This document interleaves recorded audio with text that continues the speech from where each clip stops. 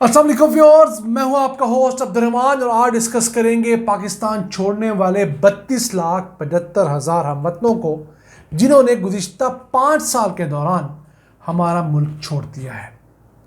Ministry of overseas Pakistani ने senate of Pakistan में अदाद-ओ-शुमार पेश किए हैं, जिसके मुताबिक गुज़िश्ता 5 सालों के दौरान यानी अगस्त 2019 से अगस्त 2024 तक मजमूई तौर पर 32,75,000 से ज़ायद पाकिस्तानी मुल्क छोड़कर जा चुके हैं। ये तादाद पाकिस्तान की कुल आबादी का 1.3% बनती है। कितनी बड़ी अमाउंट में लोग मुल्क छोड़कर जा रहे हैं।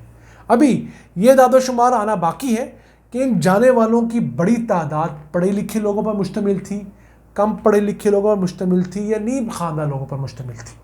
अगर तो मुल्क से बड़ी तादाद में ऐसे लोग जा रहे हैं जो कि डॉक्टर्स हैं, इंजीनियर्स हैं, टेक्नीशियंस हैं, सॉफ्टवेयर का काम करने वाले हैं, आर्किटेक्ट्स हैं, तो ये तो हमारा बहुत बड़ा ब्रेन ड्रेन है। और अगर कम पढ़े लिखे लोग मुल्क से बाहर जा रहे हैं, वो एक लिहाज से तो अच्छा है, लेकिन अगर उन लोगों को बजाय मिस्त्री, मजदूर या छोटी और जॉब्स के लिए भेजने के हम लोग कुछ टेक्निकल एजुकेशन देकर भेजते, तो वहाँ जाकर वो ज़्यादा पैसे कमाते, हमें ज़्यादा पैसे भेजते और उनकी यहाँ पर मौजूद फैमिलीज़ पहले से ज़्यादा माशी तौर पर तगड़ी होती। कुछ बाइफरकेशंस आई हैं कि किस सूबे से कितने लोग जा चुके हैं। सबसे बड़ा सूबा चूँकि पंजाब है, तो पंजाब से तकरीबन 18 लाख लोग 5 सालों में मुल्क से बाहर गए हैं। फिर दूसरे नंबर पर आता है खैबर पख्तूनख्वा, जहाँ से 10 लाख लोग मुल्क से बाहर जा चुके हैं। खैबर पख्तूनख्वा आबादी में तीसरे नंबर पे है, लेकिन माइग्रेशन में दूसरे नंबर पे है। ये भी एक लम्हा फिक्रिया होना चाहिए। फिर तीसरे नंबर पे आता है सूबा सिंध, जो आबादी में दूसरे नंबर पे है, लेकिन यहाँ से सिर्फ 2,50,000 लोग बरूने मुल्क गए, यानी खैबर पख्तूनख्वा से 4 गुना कम लोगों ने सिंध से हिजरत की है। यहाँ ये सवाल ज़रूर उठता है, क्या सिंध के माशी हालात खैबर पख्तूनख्वा से बेहतर हैं, जिसकी वजह से सिंध से उतने लोग माइग्रेट नहीं कर रहे जितने खैबर पख्तूनख्वा से कर रहे हैं? तो हुकूमत इस मुतालिक ज़रूर सोचे और हमें बताए। फिर आज़ाद कश्मीर, वहाँ से 1,24,000 लोग माइग्रेट कर चुके हैं। इस्लामाबाद शहर की बात करें तो 32,000 यहाँ के रहायशों ने माइग्रेशन की है। बलूचिस्तान का जिक्र करें तो 28,000 लोग सिर्फ बैरून मुल्क जाने में कामयाब हुए हैं। अब याद रहे कि बलूचिस्तान की आबादी 1,20,00,000 से ज़ायद है। इस्लामाबाद की आबादी 20-25 लाख है। तो क्या वजह है कि इस्लामाबाद से 32,000 लोग जाने में कामयाब हुए और बलूचिस्तान पूरे से, जिसकी आबादी इस्लामाबाद से तकरीबन 4-5 गुना ज़्यादा है, कम लोग बाहर गए हैं?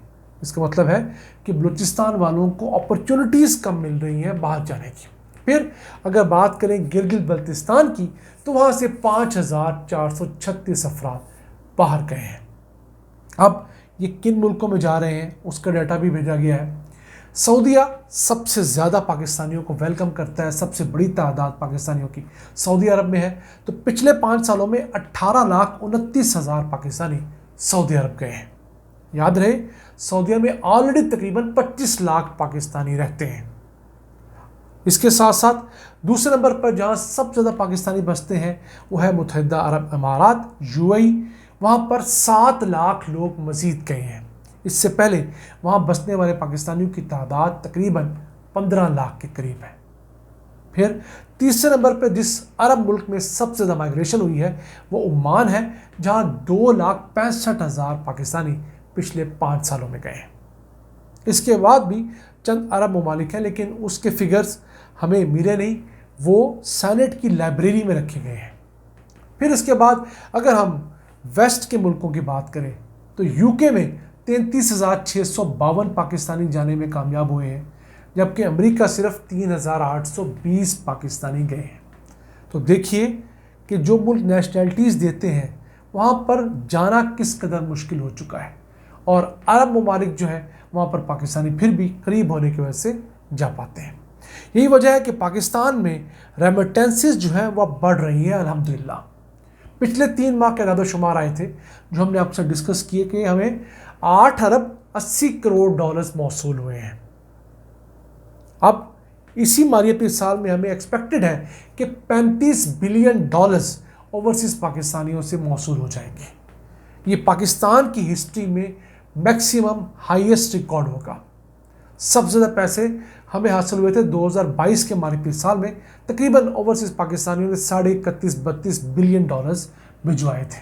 پھر جب PDM-1 کی حکومت آئی تو ریمیٹنسز کم ہو گئی تھی، اب دوبارہ ریمیٹنسز بڑھنا شروع ہوئی ہیں، لیکن ابھی بھی حکومت پاکستان کو اس چیز کا علم نہیں کہ ایگزیکٹلی کتنے پاکستانی اوورسیز جا کے بس چکے ہیں۔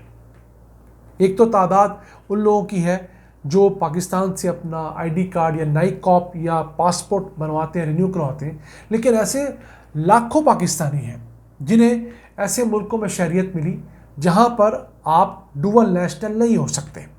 انہوں نے پاکستان کی شہریت چھوڑ دی مجبوراً، مثلاً پرتگال وغیرہ ہے، تو اب وہ پاکستانی کنسیڈر ہی نہیں ہوتے۔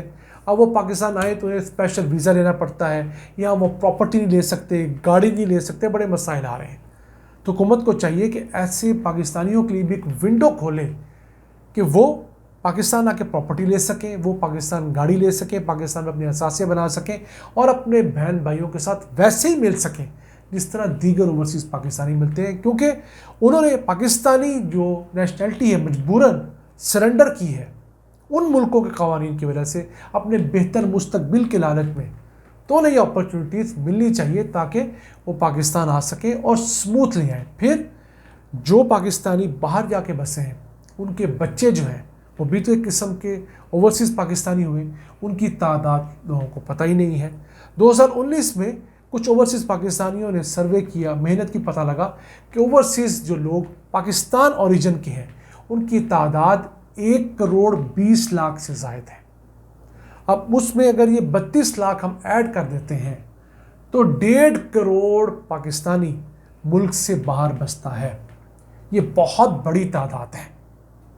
اب ان پاکستانیوں کو ہماری حکومت نہ ہونے کے برابر مراعات دیتی ہے، لیکن یہ پاکستانی ہمیں اس سال $35 بلین دیں گے، یعنی جتنے پیسے IMF ہمیں 3 سالوں میں ناک رگڑوا کے دے گا اس سے 5 گنا زیادہ پیسے تو یہ 1 سال میں بھی دے دیں گے۔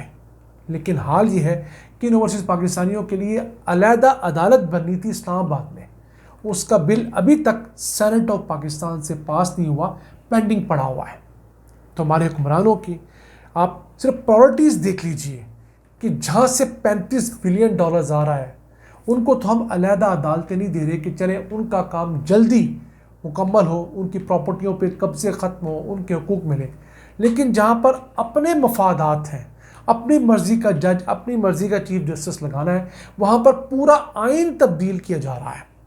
مخالف پارٹیوں کے ارکان ان کی فیملیز کو اغوا کرنے کے، انہیں لالچ دینے کے الزامات لگ رہے ہیں، لیکن کسی کی کان پر جوں نہیں رینگ رہی۔ ملک تبھی ترقی کرے گا جب اس کے کماؤ پوت کے اوپر آپ انویسٹمنٹ کریں گے، اوورسیز پاکستانیوں کو عزت دیں گے، احترام دیں گے، ان کی جان مال تمام چیزوں کی حفاظت کریں گے، تب وہ اس ملک میں انویسٹمنٹ کریں گے۔ ابھی تو وہ اپنے رشتہ داروں کو، ماں باپ کو، بہن بھائیوں کو خرچہ بھیجتے ہیں یا کچھ پلاٹ یا گاڑی وغیرہ لے لیتے ہیں، ابھی ایز سچ پاکستان آ کے اپنا بزنس اسٹیبلش نہیں کرتے۔